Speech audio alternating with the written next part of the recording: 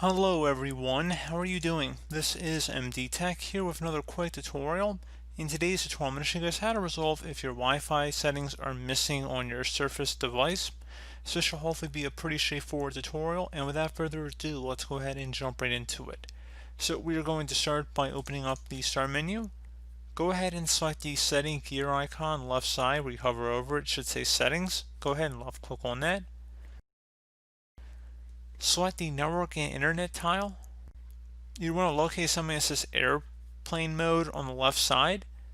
So you want to go click on that and then make sure airplane mode is turned off. So you'd select airplane mode and then turn it off on the status page. So I don't have that on my desktop here, but again, network and internet, and then underneath here there'd be something that says airplane mode. You would select it and then make sure that's toggled to the off position.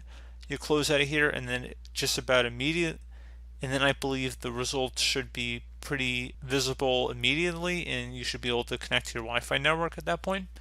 So pretty straightforward tutorial, guys. I do hope that I was able to help you out, and I do look forward to catching you all in the next tutorial. Goodbye.